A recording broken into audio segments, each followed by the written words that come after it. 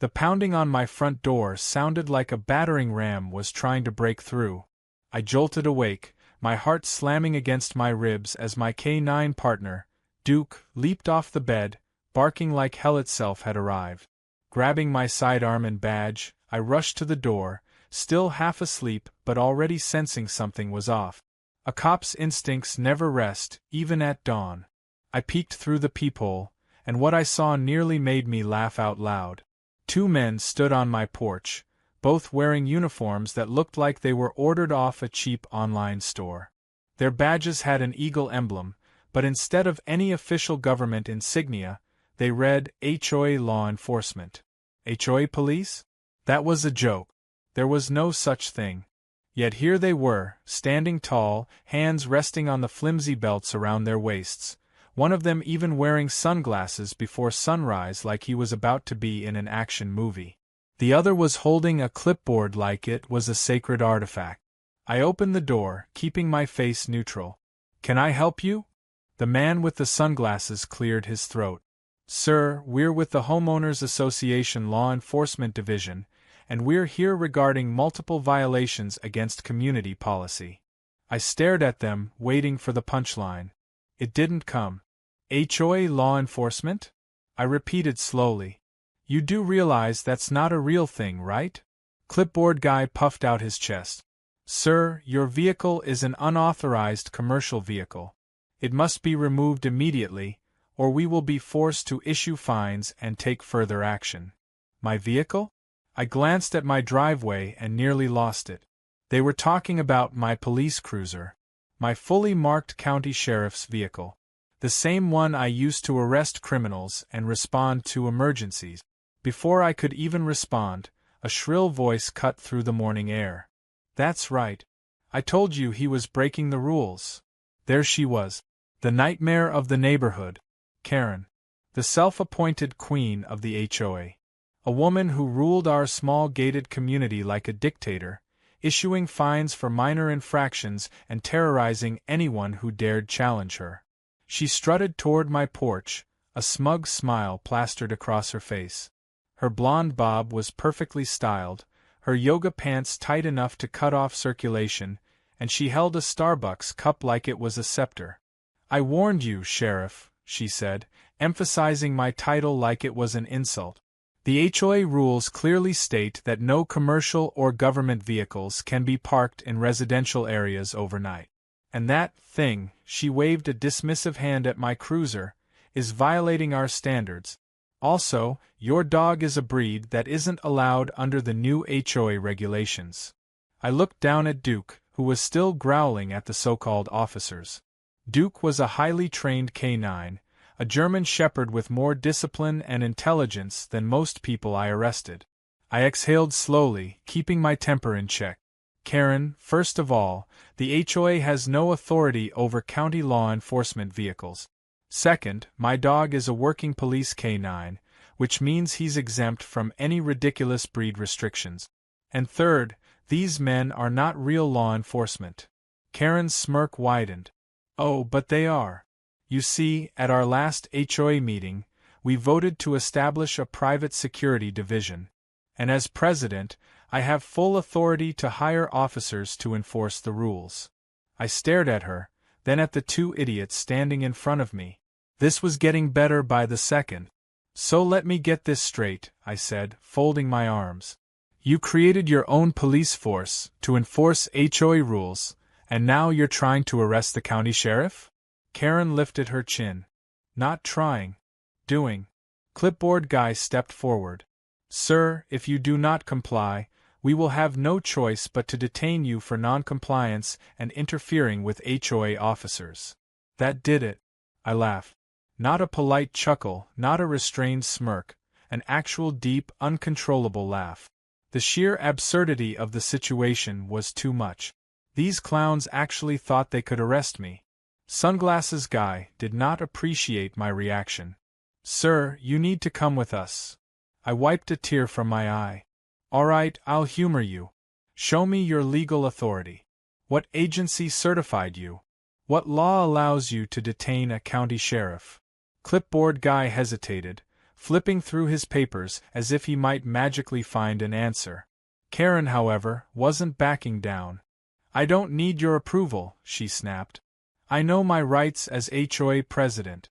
You're violating community standards, and you need to be removed." I sighed. "Karen, step off my porch." She folded her arms. "Or what?" I pulled out my phone and dialed a number. Karen's confidence flickered for the first time. "Who are you calling?" "You'll see." Seconds later, the sound of tires screeching to a halt filled the street. 2 black SUVs pulled up, and out stepped my deputies, looking very official in their real uniforms with real badges and real guns. One of them, Deputy Martinez, walked up with a smirk. "Everything all right, Sheriff?" I gestured toward the 2 fake officers. "These gentlemen here claim they have legal authority to arrest me." Martinez raised an eyebrow. "Oh, really? Under what jurisdiction?" Clipboard guy's face drained of color. HOA. "Right," I said. "And since impersonating a police officer is a crime, I'd love to hear your explanation for those fake badges and threats of detainment." Sunglasses guy turned to Karen like a scared child. "You didn't say anything about impersonation being illegal." Karen took a step back. "This is harassment. You can't do this. I'll report all of you." Martinez took a step forward. "Ma'am, you're the one who sent fake officers to try and arrest a county sheriff. That's a serious charge. And considering you just admitted to organizing it, we're going to need you to come downtown for questioning." Karen's face twisted in panic. "You can't do this to me. I run this neighborhood." I smirked. "Not anymore, Karen." As Martinez pulled out a pair of cuffs, Karen screeched loud enough to wake up the whole neighborhood. "You haven't heard the last of me. The HOA is above the law." Martinez clicked the cuffs around her wrist. "Yeah, let's test that theory downtown." Karen was still shrieking as she was escorted to the car. The 2 fake officers, realizing they were in serious trouble, tried to run, only to be tackled by Duke, who took great joy in showing them exactly why he wasn't just a regular pet. As the doors slammed shut on the squad car, I took a deep breath and turned back to my house, shaking my head. Just another day dealing with entitled people who thought they were above the law. At the station, Karen sat across from me in the interrogation room, arms folded, her lips pressed so tightly together they looked like they might disappear. Her usual smug confidence was nowhere to be found. The 2 fake HOA officers sat in the adjacent room, looking even more miserable. Martinez had already gotten one of them to crack under pressure, which didn't take much since they were nothing more than overconfident security guards Karen had recruited to play cop. The story was as ridiculous as expected. Karen had paid them under the table, promising them official HOA police status, complete with some cheap badges and a grand speech about how they were above local law enforcement. Now they were looking at charges for impersonating officers, unlawful detainment attempts, and trespassing. Karen, however, wasn't breaking so easily. She glared at me like I was the one who had done something wrong. "You're making a mistake," she said through gritted teeth. "I have connections. This is harassment." I sighed, leaning back in my chair. "Karen, you hired 2 idiots to act like cops and try to arrest the actual sheriff. If anyone's guilty of harassment, it's you." She scoffed, rolling her eyes. "You're blowing this out of proportion. It was just a misunderstanding." Martinez stepped into the room, holding a folder in his hand. He set it down on the table and slid it toward Karen. "Misunderstandings don't usually involve multiple documented incidents of extortion." Karen flinched but quickly recovered, pretending not to care. I opened the folder, flipping through the neatly organized reports. It had taken less than an hour of digging to uncover what I already suspected. Karen's reign of terror over the HOA wasn't just about petty power plays. She had been issuing fake fines to homeowners, threatening them with legal action if they didn't pay up, and siphoning that money into an account she had set up under the HOA's name. A lot of the homeowners had blindly trusted her authority, assuming the fines were legitimate, but some had pushed back. Those who resisted mysteriously found their lawns spray-painted with violation notices, their mail missing, or their tires mysteriously deflated overnight. Coincidence? I didn't believe in those. I tapped the folder. Care to explain why thousands of dollars in HOA fees have been funneled into an account under your personal control? Karen sniffed. That money is for neighborhood improvements. Really? I asked. Because according to these reports, you haven't approved a single project. In fact, most of the money seems to have been withdrawn in cash. She shrugged. I handle things personally. Martinez smirked. Yeah? Because I also found receipts for expensive dinners, spa visits, and even a vacation to the Bahamas under the HOA's name. Real generous of you, spending all that money for the good of the community. Karen's fingers tightened around her arms, but she didn't respond. She knew she was caught. What she didn't know was how much worse it was about to get. I leaned forward. Here's the part that interests me the most. We pulled records from the last 5 HOA elections. You've been president for 6 years straight. Funny thing, though, nobody remembers ever voting for you. Karen's jaw clenched, her eyes darting between me and Martinez. That's ridiculous. It is, I agreed. Almost like you've been rigging the elections. She scoffed.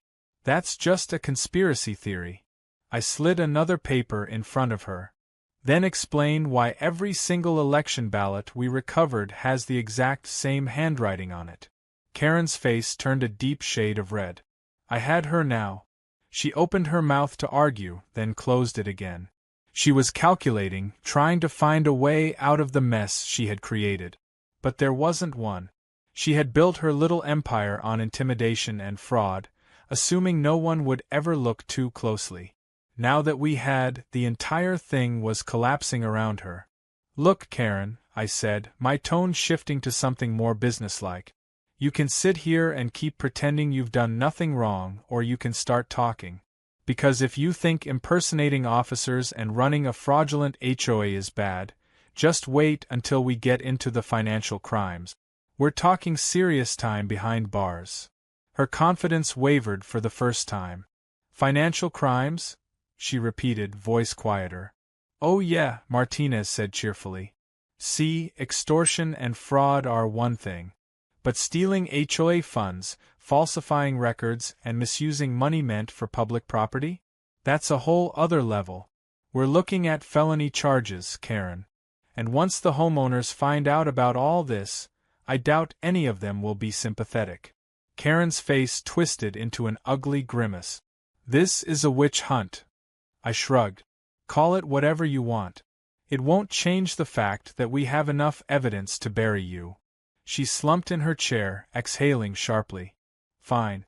What do you want? I exchanged a glance with Martinez. That was the first crack in her defenses. She knew she wasn't walking away from this unscathed. The question now was how much damage she could control. I want a full statement, I said. Every scam, every dollar you took, every false violation you issued. You come clean and maybe, just maybe, we'll work out a deal. She hesitated. And if I don't? Martinez chuckled.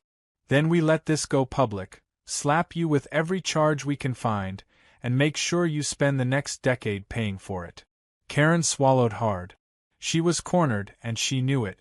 After a long silence, she finally spoke. I need a lawyer. I wasn't surprised. That was fine by me. The moment she lawyered up, the case would go through proper channels, and with the evidence we had, there was no escaping the consequences. Still, I couldn't resist one last comment as I stood up. You spent years acting like you were above the law, I said. Now you're going to find out what it's like when the law fights back. As we walked out of the room, Martinez shook his head. You ever see someone so obsessed with power they can't even recognize when they've lost? All the time, I said. But it's always fun watching them fall. Back at the station, the investigation into Karen's HOA empire was already underway. Homeowners were coming forward with their stories, each one more ridiculous than the last. One woman claimed Karen fined her for having an unapproved front door color, despite the fact that her house had been that color for 10 years. Another man was fined for excessive garage door noise, a completely made-up rule. The more we dug, the clearer it became. Karen had turned the HOA into her own personal dictatorship, using it to line her pockets and bully anyone who dared oppose her. And now it was all coming to an end. As I headed back to my office, I couldn't help but feel a sense of satisfaction. I had dealt with criminals of all kinds, thieves, gang members, con artists, but there was something uniquely satisfying about taking down a suburban tyrant who had convinced herself she was untouchable. Karen had played the role of queen for too long. Now she was just another case file, another criminal facing justice. And the best part? The neighborhood was finally free of her reign. The day of the HOA meeting arrived, and the community center was packed. Word had spread fast about Karen's arrest, and the homeowners had turned out in droves, eager to see the woman who had ruled over them with an iron fist finally get what she deserved. Some were furious, demanding refunds for the bogus fines they had paid over the years. Others were just excited to watch the spectacle unfold, enjoying the downfall of a self-proclaimed queen who had terrorized them for far too long. I sat near the back, arms crossed, letting the chaos unfold. The HOA board members, who had mostly been Karen's puppets, were looking more and more nervous as the homeowners hurled accusations at them. One woman stood up and waved a stack of papers in the air, her voice shaking with rage as she spoke.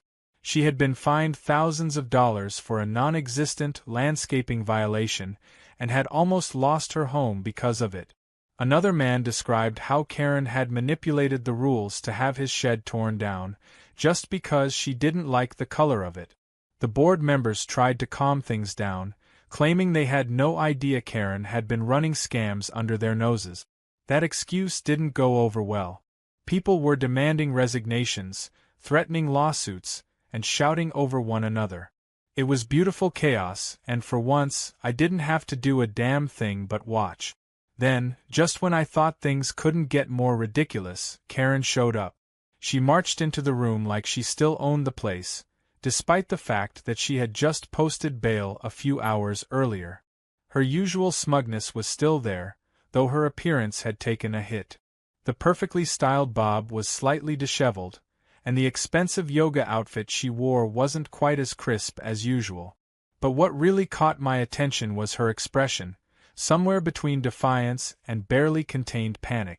The room went dead silent as she strode to the front, taking her usual position as if she still had authority. She cleared her throat and raised her hands, trying to quiet the murmurs. All right, everyone calm down," she said, forcing a tight smile.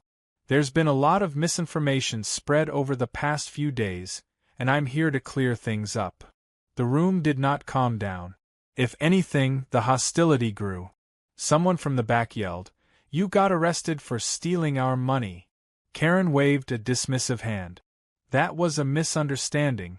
I almost laughed. A misunderstanding? She had run the HOA like a personal crime syndicate, and she still thought she could talk her way out of this. "I want to remind everyone," Karen continued, her voice growing sharper, "that I have worked tirelessly to make this neighborhood the best it can be. I have enforced rules that keep our property values high and ensure that we all live in a respectable, well-maintained community." "You extorted us," a man near the front snapped. "I protected this community," Karen shot back. "And frankly, I don't appreciate the way I'm being treated after all I've done for you." That was it. The dam broke. People exploded with anger, shouting over one another, listing off every injustice Karen had committed. The HOA board members, realizing that siding with her would be political suicide, started backtracking, distancing themselves from her as fast as they could. One of the board members, an older woman who had mostly stayed quiet during Karen's reign, stood up and held up a sheet of paper. "Karen," she said firmly, "the HOA charter allows for a president to be removed if a majority of homeowners vote for it. We have collected signatures. Over 80% of the community has signed this petition to have you removed effective immediately. Karen's face drained of color. You can't do that. We already have. The room erupted into cheers. Karen looked around wildly, as if searching for some kind of lifeline, but there was none. The very people she had ruled over were now celebrating her downfall, and there wasn't a thing she could do to stop it. She shook her head, her voice growing desperate. You're all making a huge mistake. I built this community. Without me, this place will fall apart. No, someone called out. Without you, we can finally live in peace. Karen opened her mouth to argue, but it was useless. She had lost. Her power, her control, her illusion of untouchability, it was all gone. With nothing left to say, she turned on her heel and stormed out, shoving past people as she went. She nearly ran into me on her way out the door, her eyes blazing with fury. This isn't over, she hissed. You think you've won, but you have no idea what I'm capable of. I gave her a slow smile. Karen, you tried to have me arrested in my own house. I think I have a pretty good idea. She huffed, turning away, and I watched her disappear into the night, the last remnants of her empire crumbling behind her. Over the next few weeks, the fallout was spectacular. The HOA board members who had enabled Karen were either voted out or resigned before they could be. An interim board was put in place, and they immediately started undoing the damage she had done. Refunds were issued, fines were thrown out, and new elections were planned. For the first time in years, people in the neighborhood actually smiled at each other instead of living in fear of petty HOA tyranny. Karen, on the other hand, wasn't so lucky.